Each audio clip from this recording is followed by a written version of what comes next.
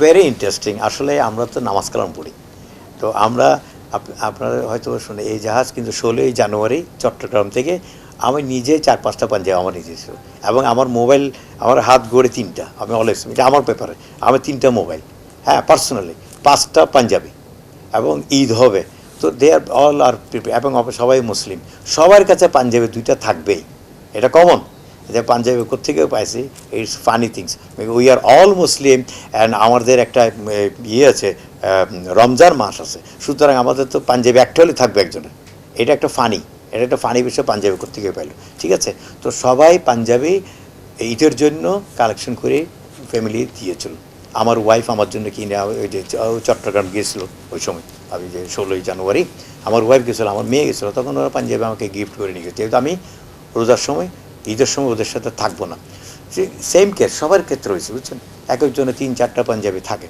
তো ওই পাঞ্জাবি আমরা ওদের থেকে রিকোয়েস্ট করছি যে বাইরে আমরা নামাজ পড়বো সবাই ওই দিন। সবাই বাইরে জমায়েতটা ছিল ওই দিনেই আমাদের সবাই, না একসাথে জমায়েত কোনো দিন হয়নি আমাদের বাইরে, বাট ভিতরে হচ্ছে, but outside the accommodation that was the first get together আপনার ঈদ।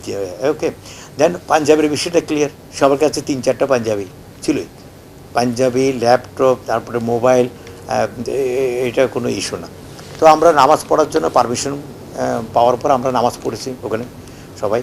তারপরে নামাজ পড়ার পরে ওই যে আপনার চিফ অফিসার সাহেবের একটা ইয়ে ছিল, সেই ব্লক করার মতো একটা ইয়ে থাকে, ছোট্ট একটা ক্যামেরা ছিল, ওটা খুব মানে high resolution plus waterproof, under ওয়াটারও আপনার মুভি করতে পারে।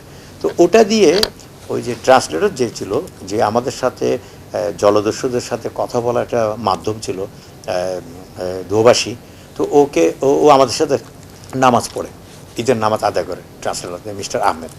তো ওরে রিকোয়েস্ট করে চিফ অফিসার সম্ভবত রিকোয়েস্ট করছে আমাদের একটু ছবি তুলে আমাদের একটু মানে মেমোরিটা থাক, আমাদের একটা মানে আমরা জলদস্যুদের বন্দি দশায় আমরা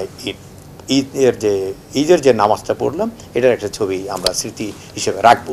তো তোলার পরে ও বোধহয় ল্যাপটপে এটা ট্রান্সফার করে সাথে সাথে আমাদের একটা গ্রুপ ছিল, আমাদের জানেন আপনারা, আমরা মোবাইলগুলো কতগুলো মোবাইল আমরা লুকিয়ে রেখেছিলাম এবং আমাদের কোম্পানি হাই স্পিড ইন্টারনেট চালু রেখেছিল, যেটা বন্ধ করে আমি রিকোয়েস্ট করেছিলাম। এবং আমাদের সিইও সাহেব মিস্টার মেহর করিম সাহেব উনি আমাকে কমিটমেন্ট দিচ্ছে যে captain, we will not going to stop your wifi until unless ওরা যদি টের না পায়, এটা চালু থাকবে।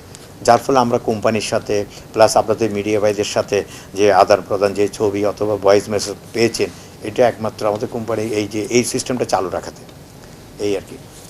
আর ওটা যখন সোশ্যাল মিডিয়াতে ওরা দেখতে পায় জলদস্যুরা, ওরা তো বললাম ওটা 24/7 আপনাদের বাংলাদেশের সব চ্যানেল, ইউটিউব, ফেসবুক, এগুলো ওরা ওয়াচ করতো, শার্পিং করতো।